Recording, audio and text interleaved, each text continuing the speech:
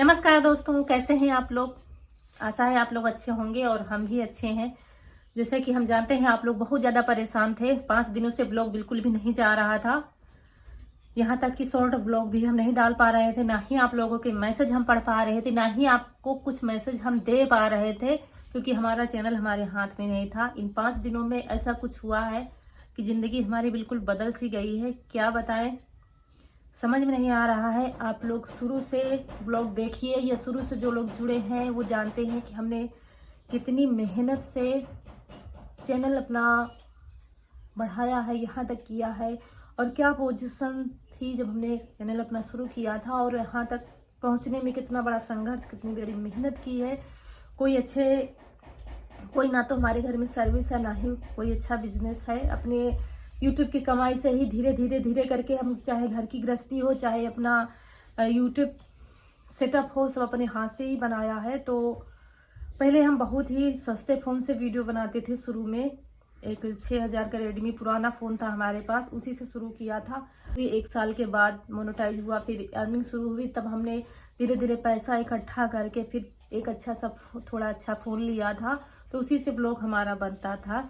और जैसे कि आप लोगों से कहा था हमने कि 2 दिन के लिए हम जा रहे हैं, तीसरे दिन ब्लॉग आएगा ही आएगा, क्योंकि हमने यहाँ से शूट किया था जब गए थे सोमवार को। और हमने सोचा था रास्ते में थोड़ा वो शूट कर लेंगे, जिससे होटल वगैरह में रुके, नाश्ता किया, खाना पीना खाया, तो थोड़ा आप लोगों को पता भी चल जाता है कि वहाँ कैसे क्या गए, तो अच्छा भी लगता है कहाँ गए हम लोग।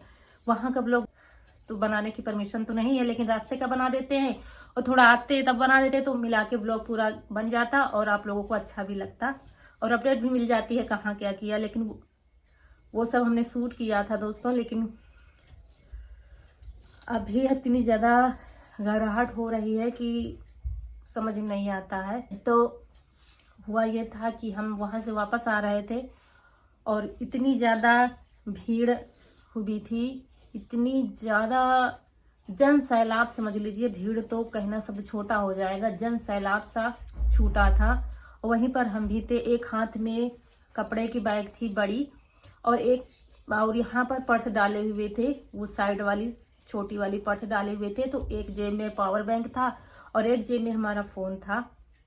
और भीड़ इतनी थी कि धक्के से ही लोग चल रहे थे, चलने की वो नहीं मिल रहा था, मतलब धक्का देकर ही भीड़ बढ़ रही थी आगे। इतनी ज्यादा भीड़ थी, तो कोई भी इंसान ऐसा कर सकता था। इसमें आप हमारी गलती समझिए या जिसने हमारे साथ ऐसा किया है, पता नहीं लोग ऐसा क्यों करते हैं। दूसरों का घर बर्बाद करने में क्या मिलता है उनको, और वहीं पर शायद वो हमारे साथ लगा था, क्या था, उसने हमारा फ़ोन चोरी कर लिया है। और थोड़ी दूर पर जाके उसने फ़ोन का कवर फेंक दिया। जब मैंने देखा फ़ोन का कवर पड़ा है, तो तुरंत अपने फ़ोन को देखा हमने, तो मेरा फ़ोन नहीं था। मेरे पर्स की दोनों चेनें खुली हुई थी, पावर बैंक तो पड़ा हुआ था और फ़ोन हमारा नहीं था। जैसे ही देखा हमने, हमारे तो होश उड़ गए। कहें किससे क्या कहें, क्या करें, कुछ समझ में नहीं आ रहा था। दूसरा फ़ोन भी हमारे पास नहीं था। और इशारा शायद कुदरत का ये था कि ना तो हमारी तैयारी थी जाने की, ना ही हम फ़ोन ले जाना चाह रहे थे। लेकिन जो हमारे घर में फ़ोन है रौनक के पापा के पास, तो कहने लगे उसमें बैटरी रुकती नहीं है, यही ले जाओ तो थोड़ा बात करने का हो जाएगा, क्योंकि लोग तो खासकर वहाँ पर ज़्यादा पर नहीं पाता है। तो कह रहे थे कि इसमें बैटरी नहीं रुकती, तो हमने फिर अपना ही ले लिया था। तो शायद उसको जाना ही था। और कितने समय फ़ोन निकाला, क्या हुआ, कुछ पता नहीं है दोस्तों। लेकिन उसके बाद ये 4-5 दिन कैसे बीते हैं हम आप लोगों से बता नहीं सकते हैं, क्योंकि लोग चैनल काफ़ी लोग शुरू करते हैं, पहले ही लाखों रुपया फूंक देते हैं। लेकिन हमारे पास इतना पैसा नहीं था कि हम पहले अच्छा फ़ोन ले लें, ट्राईपोड तक नहीं था। आप लोग शुरू से देखें वीडियो तो पता चल जाएगा। पंखे की स्टैंड पर हम रख के अपना वीडियो शूट करते थे, क्योंकि इतनी ज़्यादा व्यवस्था नहीं थी कि हम तुरंत ट्राईपोड ले लें या फ़ोन ले लें। इतनी तकलीफ हो रहा है। ये मैंने ना तो बच्चों के सामने, ना तो इनके सामने रोई हूँ, रात भर सो नहीं रही हूँ। कितना फ़ोन, कितनी मुश्किल से हमने एक एक पैसा इकट्ठा किया है। इकट्ठा करने के बाद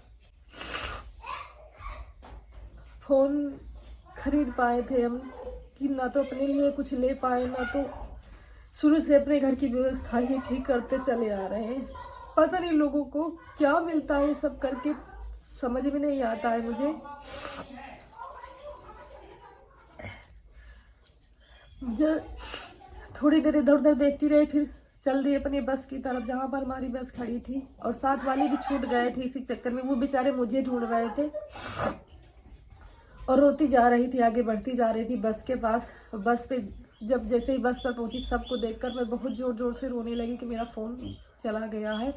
फिर वहीं से तुरंत हमने दूसरे के फ़ोन से घर पर फ़ोन किया इनको कि तुरंत भाई को फ़ोन करो और सबसे पहले चैनल लॉगिन करें अपने फ़ोन में। तो उन्होंने ऐसा ही किया, सब कुछ अपने फ़ोन में लॉगिन कर लिया भाई ने। जो सबसे बड़ी चिंता मुझे थी ये, एक तो फ़ोन तो गया ही गया, दूसरा हमारा चैनल उसी में था, सब कुछ उसी में था। तो सब कुछ खैर इसने लॉगिन कर लिया। उसके बाद फिर 4-5 दिन से ना तो आप लोगों की हम कमेंट पढ़ पा रहे थे, ना ही कुछ मैसेज आप लोगों को। जितना आप लोग परेशान थे हम जानते हैं, उससे ज़्यादा हम भी परेशान थे कि आपको पता भी नहीं चल पा रहा है कि बात क्या है, और ना तो हम कमेंट पढ़ पा रहे थे। भाई कह रहा था दीदी बहुत कमेंट आ रहे हैं यहाँ पर, मैं रिप्लाई क्या दूँ। उसके बाद हम यहाँ आए हैं, कैसे भी करके 4-5 दिनों से व्यवस्था बनाई जा रही है फ़ोन की, और जैसे तैसे सारी व्यवस्थाएं, क्योंकि वहाँ पर मुझे कोई भी नहीं दिख रहा था, कोई भी नहीं कि किससे कहूँ क्या कहूँ। और घर में बच्चों ने जैसे सुना वो भी रो रहे थे, परेशान थे। तो वहाँ से जब आई तो घर पर हम बिल्कुल खुश होके गए थे कि बच्चे हमारे और भी परेशान हो जाएंगे। तो कह रहे थे मम्मी व्लॉग कैसे बनेगा। तो हमने कहा कोई बात नहीं, हम फिर से फ़ोन खरीदेंगे और फिर से व्लॉग बनेगा, क्योंकि ये व्लॉग हमारा कोई शौक नहीं है कि हम शौक में बनाते थे। ये हमारी ज़रूरत थी, जिससे हमारी ज़िंदगी बदल गई है, रहन सहन सब धीरे धीरे बदल रहा था। हम उस दिन से ना तो रात में सो रहे हैं, ना ही ठीक से खाना पीना खा पा रहे हैं, क्योंकि जब आपकी मेहनत की कमाई जाती है ना तो बहुत दर्द होता है, बहुत तकलीफ होती है। पता नहीं लोगों को क्या मिलता है, दूसरों की कमाई लेकर दूसरों ये नहीं समझते, पता नहीं सामने वाला इंसान कैसे कमा खा रहा है, कैसे क्या कर रहा है। तो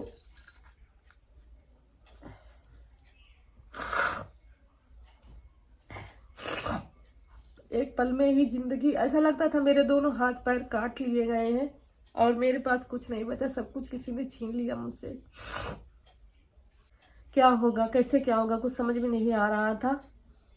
फिर भाई ने मुझे फ़ोन किया कि चले आओ, परेशान ना हो, जैसे तैसे तुम्हें फ़ोन दिलाया जाएगा और फिर से ब्लॉग बनाना, फिर से मेहनत करना उतनी ही। और जिसने लिया है तुम्हारी खून पसीने की कमाई, वो ज़िंदगी भर रोएगा। और मुझे अच्छी तरह से पता है वो फ़ोन निकाला ही गया है, लेकिन कितने समय निकाला गया ये नहीं पता चल पाया मुझे।